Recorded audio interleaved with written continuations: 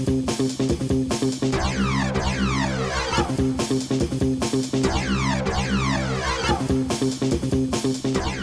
everybody, it's Johnny Two-Face here, back with another reaction video. This time I'm reacting to the end of the Swedish Empire-Gangut 1714 Great Northern War documentary by Kings and Generals. Now, yes, my voice hasn't recovered yet, so I will sound quite groggy, so it looks like this is the final episode of this Northern War documentary, so if you haven't seen my reaction to the other episodes in this series, I suggest you check them out before checking this one out. And sorry, lozenge. The usual disclaimer when I react to any historical content: if I don't show so much what is considered a proper reaction, it is probably obvious that I don't know much about the subject at hand. If I do know anything, I'll most likely pause the video to give my input, or ask any curious questions, which hopefully should be answered in the comments below. So anyway, the link to the original video will be in the description down below. Please go and subscribe to Kings and Generals, another great history channel here on YouTube. Sorry, I'm mucking up my words. And anyway, I'm rambling on too long. Let's get this up on screen and see how this plays out.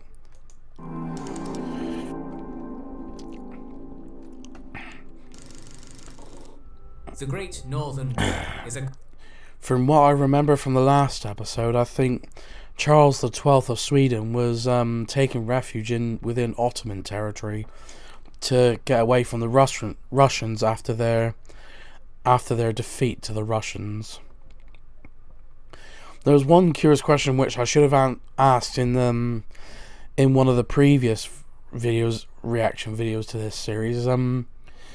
Do you think Charles XII would have benefited more if he attacked St. Petersburg instead of Moscow? I know that St. Petersburg was more fortified, but at least do you think Charles would have benefited better because he was like right in Swedish territory while attacking St. Petersburg? Or where would anyone else recommend he attack the Russians to? Conflict famous for its epic, monumental Sorry, battles it was a weird with way to ask that exciting question. tactics and charismatic commanders. In contrast, the final phase of the war was a grueling slog between an empire that refused to let go of its golden age and an empire anxious to enter the global stage. Well, yeah, because Peter the Great is coming into his own. Conjure up another miracle and save his country, or would his obsession with winning ultimately lead to Sweden's and his own demise? I'm going to take a guess that it's going to be Charles's when it comes to Charles XII, his obsession with winning. Luckily, your own rise to glory is easier to achieve, thanks to the sponsor of this I just video, had to use that pun. Manscaped.com, the leaders in men's grooming. They've created the Manscaped Ultra Premium with 20% off. Feel free to check them out if you're interested.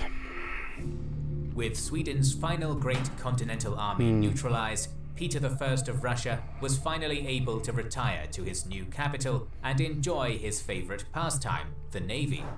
The commander of the Russian army in Germany, Menshikov, had no time to celebrate after his victory.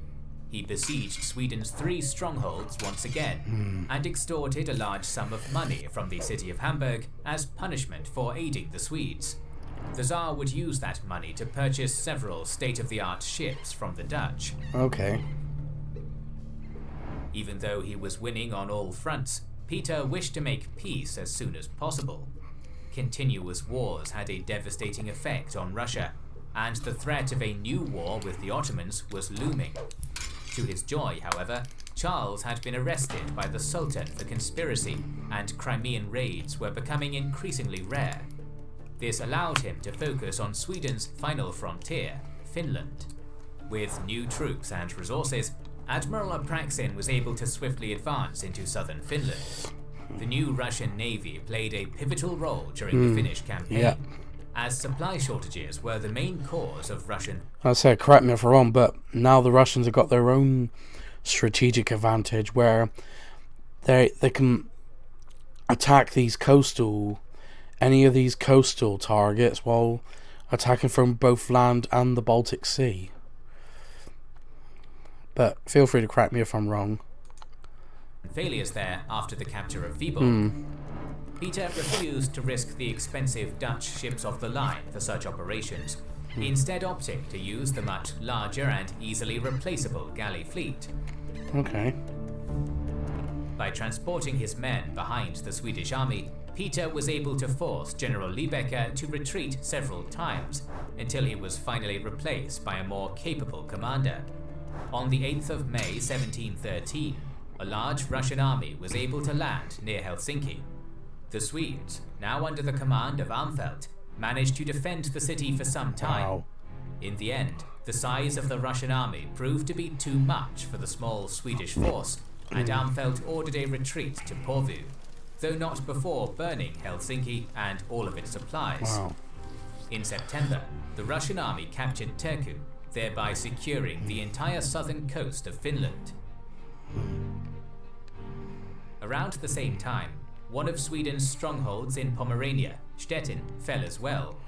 The city was immediately given to the Prussians, who did not have to fire a single bullet in the conflict. Wow. Stralsund and Wismar still held strong, however the Allied noose was tightening around them. At this point, the Swedish government in Stockholm did not view Finland as an important theatre in the war.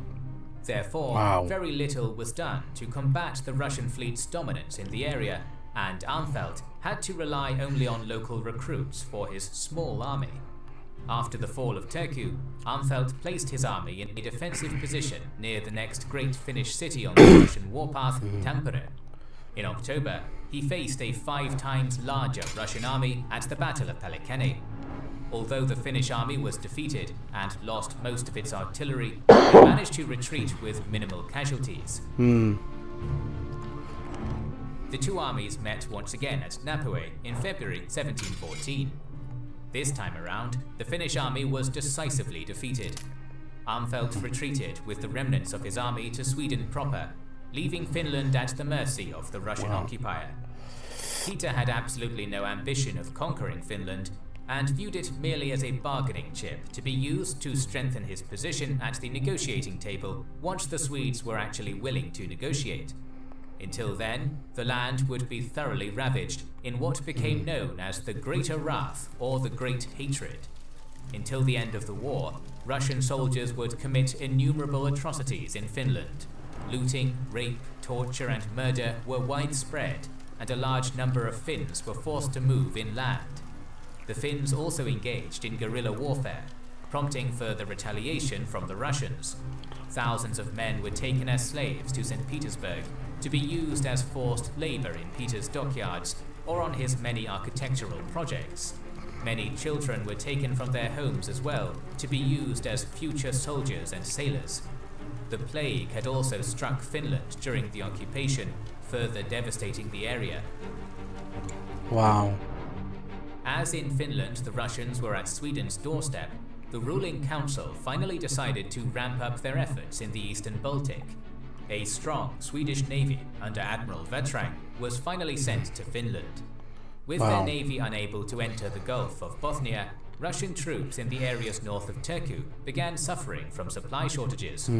The land-based supply routes were slow and insecure, forcing the Russians to divert further resources to the area. Resources that Peter would have wanted to use elsewhere. In spring, the Russians finally decided to try to sail by the coast of western Finland. However, a small Swedish force sank most of their ships. In May, Vatrang sailed towards Revel to see if he could capture the city.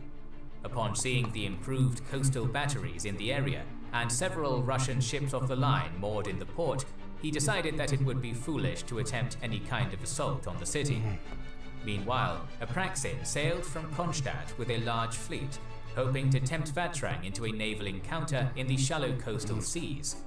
The two navies met near Cape Hanko on the 29th of June. Although numerically superior, the Russians had far weaker ships than their Swedish counterparts, and their sailors were less experienced. Knowing that his galleys would be decimated in the open sea, Apraxin withdrew all of his ships east of the peninsula, where he awaited further reinforcements from Helsinki. He also informed Peter, who was in Revel, of the situation and requested that he bring all of the Russian ships of the line with him. Peter joined Apraxin on the 20th of July. However, he deemed the odds too unfavorable to bring his new ships. Galleys had one specific advantage in shallow seas compared to ships of the line. They depended on rowing and could move even when there was no wind. As Golitsyn and his men were now suffering from severe supply troubles, it was imperative for the Russian fleet to reach Turku as soon as possible. Peter's initial idea was to transport the galleys over the Hanko Isthmus. This idea was abandoned after a few days as the task was time-consuming and the ships were severely damaged. Vatrang was unaware that the Russian plan had failed and sent a detachment of 10 ships under Rear Admiral Arenhold to the north of the peninsula. The rest of the Swedish fleet sailed towards the Russian force. Unfortunately for Vatrang, the weather calmed down on the 26th, and his wind-dependent ships of the line could not move further than Hanko. Peter realized what kind of an opportunity had just presented itself, and he sent a vanguard of several ships to bypass Vatrang's fleet and engage Arenhold. Fearing that the rest of the Russian galleys would catch his ships in the shallow coastal waters, Vatrang sailed south, allowing the opposing forces to pass without any resistance. Arenhold, also unable to move, was caught by the large Russian fleet. Apraxin initially tried to convince him to surrender without a fight. Arenhold refused, telling the envoys, "The king did not give me command of these ships so that I would surrender them without a fight. The Tsar can expect nothing from me and my subordinates other than strong resistance." The Swedish fleet consisted of 1 pram, 6 galleys and 2 skerryboats. The ships were arrayed in a semi-crescent in between 2 islands, with the pram in the center and 3 galleys on each side, while the skerryboats were placed behind the line and did not engage in the battle. Apraxin had 98 ships under him, mostly galleys and half-galleys. Only around a quarter of that number would actually engage in the battle. 11 ships in the center, 6 on each flank, and 4 small ones would later attack from behind. The battle started on the morning of the 27th with massive artillery barrages from both sides. The artillery duel was in no way decisive, with ships on both sides sustaining only minimal damage. The Swedish ships carried superior artillery compared to their Russian counterparts. Due to their numbers, the Russians would have won even during a prolonged artillery battle, though with far heavier casualties. With the smoke from the artillery providing cover, the Russian fleet advanced simultaneously towards the Swedish line. This had 2 effects. The Swedish boats would not be able to concentrate their fire as effectively, and the Russian ships would decisively outnumber the Swedish ones.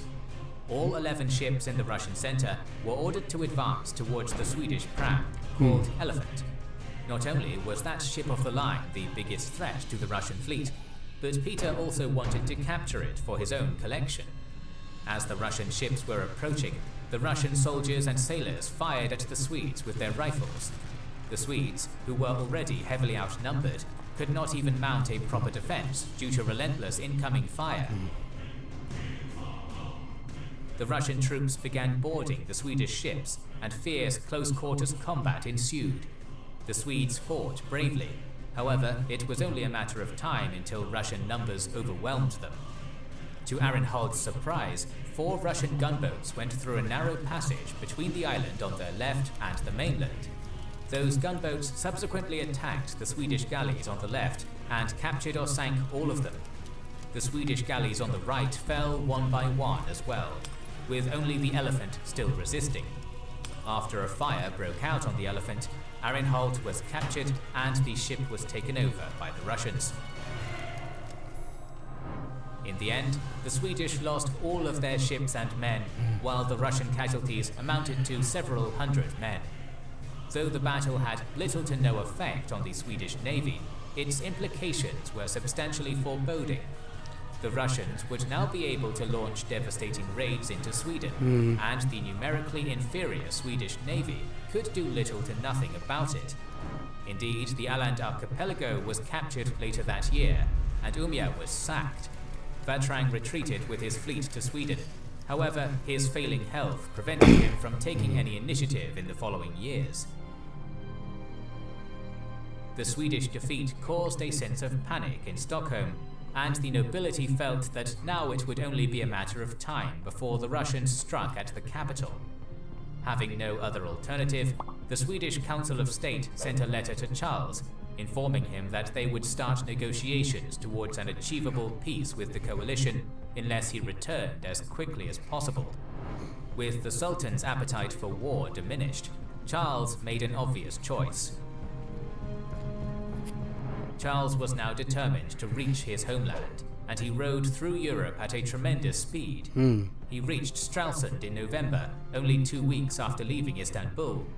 In the following months, Charles started looking for new allies against the coalition. Frederick Wilhelm of Prussia was willing to join the war on Sweden's side in exchange for having Stettin recognized as his own. This did not go well with Charles's no-inch lost doctrine, so he refused. Prussia would enter the war against Sweden in 1715, the same year as Hanover did. In November 1715, a combined Danish-Saxon-Prussian army landed on the island of Rügen.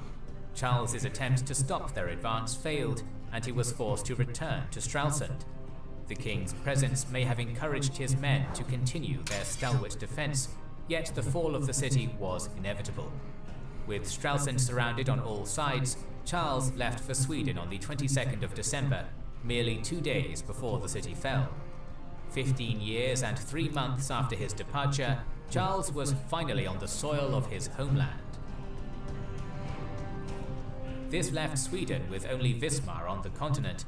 However, the city fell in 1716 too. Bremen-Verden was partially occupied by Denmark and partially by Hanover. However, George I gained all of it after paying a substantial sum to the Danish king. In 1716, the Allied powers gathered their fleets in Copenhagen and planned a massive assault on the Swedish mainland, with Peter as its commander. Frederick IV of Denmark grew suspicious of Peter's Baltic ambitions, however, refusing to partake in any future actions. Frustrated at this lack of trust between allies, Peter called off the invasion. The loss of Sweden's last holdings on the continent gave both the people and the nobility hope that the war would finally end. Nevertheless, Charles was still determined to continue fighting. More war meant more men and more money, yet Sweden was devastated. Half the farmland was not cultivated. Basically, there was no point of continuing. Fisheries were abandoned. Foreign trade was ruined by the blockade of the Allied fleets. The fact that Charles was able to continue the war in spite of all this seems like nothing short of a miracle. This was only possible due to the appearance of Yuri Heinrich, or dare I say it, insanity, von Goetz as Charles's advisor. His administrative skill allowed Charles to raise another army, though his brutal methods only caused further dissent within the kingdom. There is that. Goetz also used the distrust among the allies to strengthen Sweden's diplomatic position. By playing George I and Peter against each other, Charles received several relatively favourable separate peace offers. This would have allowed Charles to focus on recovering his Pomeranian possessions. Goetz continuously tried to convince Charles to accept peace with Russia, in what can only be described as a Sisyphean task. To his credit, he did manage to wear down the stubborn king to accept the loss of Karelia and Ingria. Fair enough. Charles invaded Norway in 1716. As I said, it probably would have been insanity to try and regain Finland at this point, or any of these states next door to the Polish and Lithuanian Commonwealth. In order to knock Denmark out of the war. However, the campaign was slow and costly. Finally, it would all be for naught, as on the 30th of November 1718, Charles was shot in the head and killed while besieging Frederikshamn. Whether it was a bullet from the Norwegian defenders or from one of his own men is still a matter of intense debate, as both are distinct possibilities. The beleaguered Swedish army then returned to Sweden with their king's body. While crossing the Scandinavian mountains, thousands would die due to cold and starvation.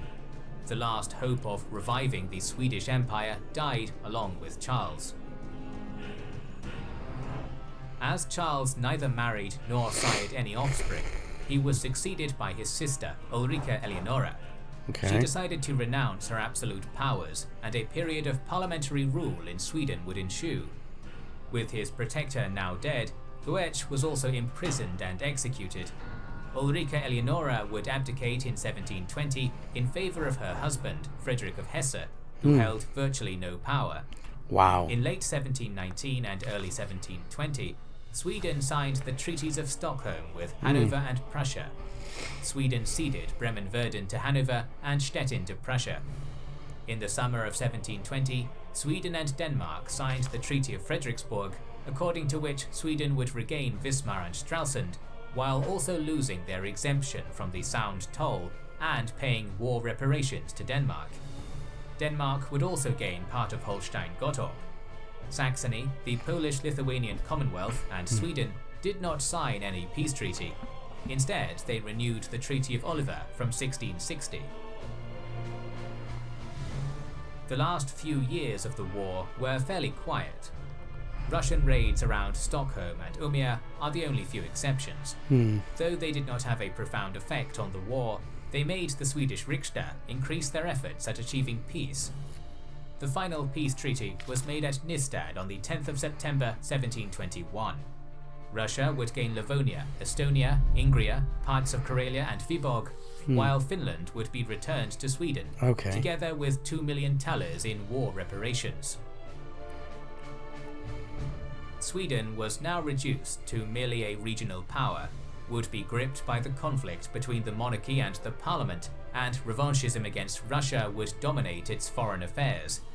Poland-Lithuania would lose all semblance of central authority.